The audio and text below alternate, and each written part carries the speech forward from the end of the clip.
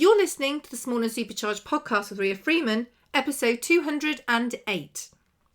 Hello and welcome to this episode of the Small and Supercharged podcast. It is a solo one with me, and today we're going to talk about how to pick the best platforms for you to be on your social media, and actually maybe even a little bit beyond social media, maybe more into the digital world too, because there are a huge amount of platforms to choose from. And the thing is that when we dedicate time to one of them, we have to get that time from somewhere.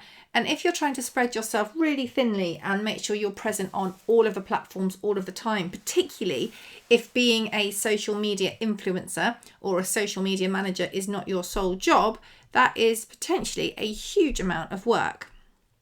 And the thing is that whilst there are obviously different bits of your audience on different platforms, and that is absolutely the case, you want to go where the most people are, especially to start with. So today on this podcast, we're going to talk about how to pick the best platforms for you and a few things to look at when you're trying to decide where you need to spend your time or where you want to spend your time. Because for many of us, social media isn't about business. Obviously, if you're a social media manager, it kind of is.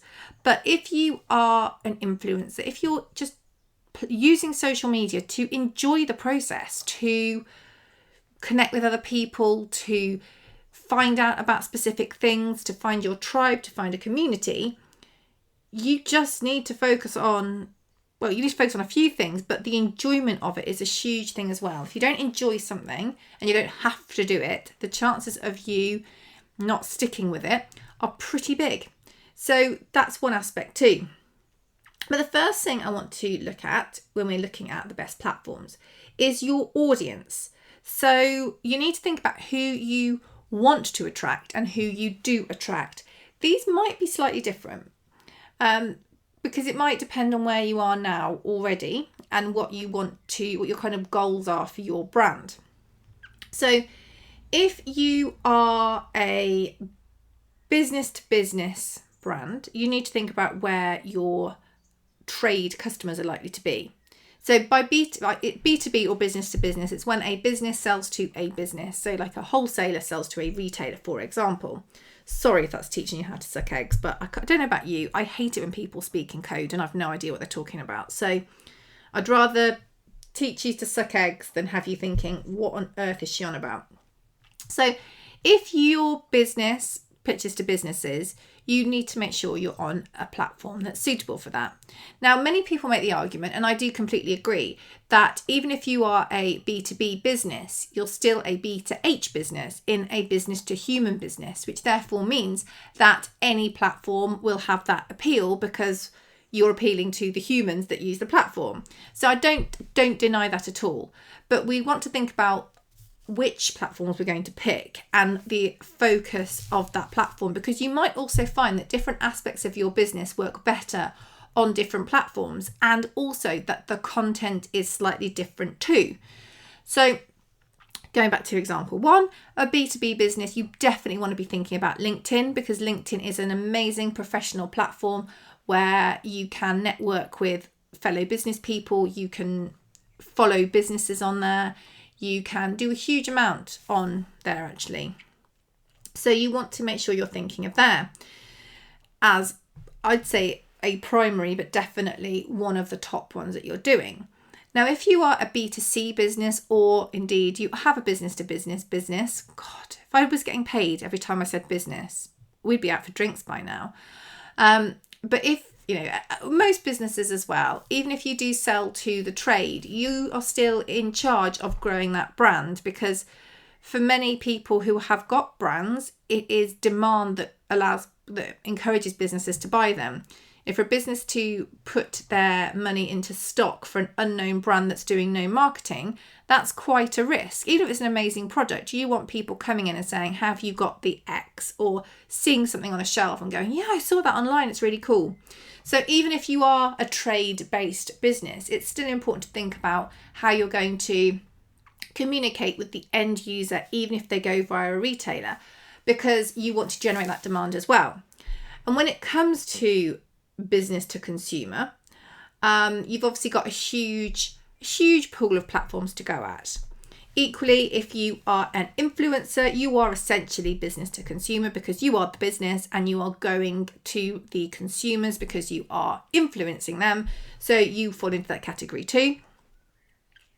And of course, there's a load of those. So when you need to filter those down a bit, think about the age of your audience. This is a good place to start because some platforms are aimed at a younger demographic, and some have got more people in the younger demographic that use them. So TikTok is a really good example. There are obviously people on TikTok of all ages and all genders because, another point is gender. Some have got slightly more male, slightly more female following. So that's something to think of as well. But we're sticking with age. So think about the age of your key audience, your target audience. Now we can look at the numbers of the different platforms and see where the greatest number of people following using the platform is. I mean, spoiler alert, it's Facebook. I think when I last checked, they have about 2.9 billion people are monthly active users. So that's significant. And Instagram, again, when I last checked, which wasn't that long ago, it was over 1 billion. I feel like I want to say 1.2 billion, but don't quote me on that. Really should have checked that before I started recording, but I haven't. So even if you've got a smaller percentage of that age bracket that use Facebook, if you do the maths, it's probably still very, very significant. However, you might find that some of the platforms are better suited to the type of content that would appeal to a different age category. So we know with TikTok, we're thinking of music, transitions, quick information, and that tends to appeal more to a younger audience. It just does. And therefore, if you have got a product aimed at a younger demographic, I think TikTok is a really strong place to be. Now, if you have got a product or a service aimed at a slightly older demographic, then TikTok might also work well for you, but you're more likely to find the right kind of people for your business, or at least the most of the right kind of people for your business, on somewhere like Facebook that's got a slightly older demographic, TikTok, and Instagram too. Now, again, looking at your audience, thinking the age, if you're aiming more at, what's the best way to say this? Slightly older ladies, sort of middle-aged ladies. Pinterest has got a really strong following of ladies of that age, but maybe particularly with interests in things. And that's another thing to think about as well of your audience. What are their interests? So Pinterest is really well known for allowing people to collect ideas. So like house decor, fashion, style, lots of things like that. So if that appeals to your audience, if that is bang on for your target audience, that's another point to think about. So, sorry, I got distracted. So, age, really important. Think about the age of your target audience, who you appeal to now and who you would like to appeal to. Because it might be that you're looking to expand into different areas in terms of your audience. Maybe if you are a brand, you're bringing out a younger product range aimed at younger people or aimed at older people. Or perhaps if you're an influencer, let's say you are having a child and therefore your content is going to have more of a kind of mum blogger slant. You're going to be talking more to people who have children. Then it might be that you go after a slightly different platform to promote that content as well, because you can absolutely split your content up onto different platforms and go heavier on one type of content on one than another based on your audience there and who you've nurtured. So when it comes to gender, some platforms have more male than female users, some have more female than male. I think generally the split's fairly even. There are some where it's slightly more one than the other. It's worth considering, but it's just worth keeping in mind, really. You just want to analyse your audience and also ask them where they hang out. Think of your target audience and ask them where they hang out. Ask your Instagram followers, if you're on Instagram, or ask your Facebook followers what other platforms they use and enjoy.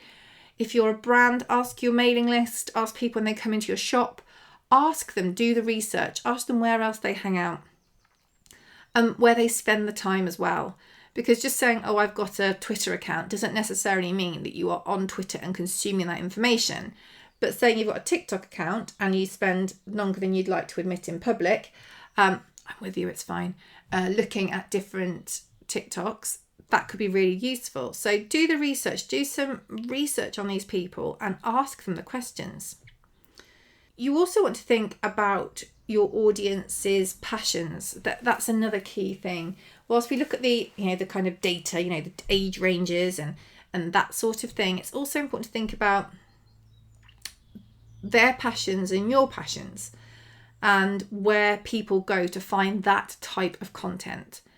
So again, going back to the home decor idea, if you're really, really pushing that, yeah, you can absolutely use any platform to push that, but which is the best one to use? The next point you want to think about is your objective. So why are you using that platform? Because what you might find is that some are better to help you achieve that objective than others because of the functionality within that platform. Now, as we know over the years, the platforms, although they are different, they've perhaps borrowed things from each other. So there are less, sometimes there's less of a clear delineation, I guess, between them. So think about short form video. That's available everywhere now. It used to be something that was really very, very TikTok, and longer form were on different platforms. But now we've got reels, we've got shorts, not literally shorts like small trousers, but YouTube have got shorts. Instagram has got reels. So that's something to, I guess, be aware of. TikTok have got stories now, so people are borrowing from everybody. So it is important to think about that. Think of your objectives we were talking about. I got distracted again. Just so much to cover. Your objective. So what do you want to achieve by being on that platform? What do you want to do? And the functionality that allows you to do it. So as another example, the hashtag function on Instagram is particularly good. On Twitter, it's particularly strong. So if you are looking to kind of create a community via a hashtag, that's a really strong place to be. If you want to create a community via a Facebook group and have shared ideas through there, Facebook's a better place to be. Your objective is important. And that does also fill into the content and the style that you enjoy creating. I wouldn't suggest people get onto YouTube if the idea of video makes them want to throw up. You need to think about what you enjoy doing as well, particularly if this is not your job. If it's your job to be a social media manager, you perhaps need to upskill in every area you can. You need to improve your video skills. You need to improve your photography skills. You need to work really hard to improve every aspect of the job you've got to do. But if you are doing this for fun, think about what you really do see as fun. Maybe you love the idea of producing a short form video and like the snappy transitions, and you will happily spend time doing it as a hobby.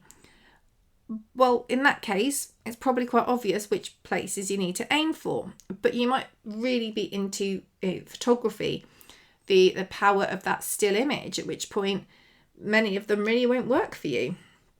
If you love long form video, again, there's really good places for that. And if you love live videos, there are other places for that too. So think about what you really enjoy producing, the style you enjoy producing, also what resonates with your audience too. And hopefully, if you're doing a little Venn diagram, there'll be a big old overlap there. Where the stuff you enjoy and the stuff your audience likes. I'd like to think they were pretty closely overlapped, but let's say they might be a little bit around the edges. So they're kind of the important things to be aware of. But I do think it's worth saying as well that when we think about the best platforms for us, particularly if you are starting a new brand or starting a new account and you've got a completely blank slate and you can go anywhere, what can happen really, really easily is you get overwhelmed and you don't know what to do, because each platform really, if you went through every platform and looked at your audience, looked at your objective, look at the content style you make, the chances are there's stuff on every platform that will appeal to that list. That's great because it means that you've got lots of options, but it's also difficult because it's difficult to know where to start. My advice would be just start. You can weed out the ones that are the less best. that's not very good English. The ones that are not as good an option as other ones. But when you've got your final however many, just pick one. It's important to do the research, but it's also so important to get started. People in your audience, people of the demographic that will enjoy your content, will be on all of the platforms. There will be some of them on all of the platforms, and you don't need everybody on every platform to like your page. That would be quite a thing. So just start. Do your work. Do that research, see what your shortlist is, and then you've just got to go for it. You can make wrong decisions, but you kind of can't equally, because whatever decision you pick, if it's been thought through and you've got a good reason to be there, go for it. Absolutely go for it. The worst decision you can make is not doing anything, because that's not spreading your message, that's not getting you out there, that's not going to allow you to connect with anybody, and it's going to be really, really limiting. Another thing to keep in mind is that we're not saying you pick one platform and you stay with it forever, and that's it, that's you, done. You've nailed your flag, is that a thing? To Facebook, and that's only where you're going to be. You're never going to go anywhere else. That is not what this means at all. This is just looking at an order in which to introduce the platforms you want to introduce. So this is just like filing. We're just putting things into an order. Now, it might be that you love Facebook and you only want to be on Facebook, and that's fine too. I would also say, do definitely stray into the world of your own website and newsletter building list. That's not a phrase. And your own mail list, because that's a different argument. But, don't think you're going to make a decision, you have to live with it forever, and if you're wrong, you're wrong. It doesn't really work like that. Another thing is, obviously, we've talked about the social media platforms you can use, but also do consider that website, that blog, building that mailing list. I know they're not the same in terms of platforms like social media, but they can pack an incredible punch. And I've seen quite a few people use their websites and their mailing lists for really long form content, for really long blogs, for example, that go into a lot of detail. They still use their social media to promote what's going on their website or to drive people to a mailing list with exclusive offers, but they build that too. A good thing with a website, a blog, a mailing list is that it's not kind of dependent on where you should be for the best audience, because you are pulling your audience to you. You're putting out that content there, which is perfect for your audience. So rather than you having to fit in with anyone else's criteria, you make the criteria and people come or they don't. Again, with the objective, you can make whatever you want on your website. You can embed videos from YouTube. You can tell people when you're going live. You can write long form content. And equally, the style that you like. With a website, you have a lot more flexibility that can link to the different social media platforms if you want, but you're not being dictated to by what the platform will or won't do. You can make that work for you. So whilst social media is huge, and I really think it's incredibly important to be on the relevant platforms for you, don't do it to the detriment of your own platforms. Even if you just start with something really, really basic, you can have a landing page from an email marketing provider. You can have a really basic website, but don't discount those as well. They're your own owned media, and it means that anything else you're doing on social can be pushing people towards that for you to grow that list so you can contact people when you want. I hope that's been useful to you, how to pick the best platforms for you to be on. This is something, well, as you know, I'm going to give Mastermind a plug, so hold tight, team. So Small and Supercharged Mastermind is my membership group. We do cover things like this. We have a weekly live Q&A where people can ask any question that they like, but we do also have monthly masterclasses on marketing and mindset. We have free stock imagery that members can use. We have, all sorts of social media critiques, social media training, social media ideas. We have lots of stuff going on in the group, and I would love you to check it out. You can either send me a message to ask for any information you need, or hop on over to riafreemanpr.co.uk, and at the top there is a Small and Supercharged Mastermind tab. I hope that's been helpful for you. Please do screenshot share to stories if you've tuned in. I'd love to know where you hang out too. Which platforms are you on, and how did you decide to be there? That would be a really interesting bit of research. Thanks so much for joining me today. I really appreciate it as always, and we will catch up really, really soon. Take care.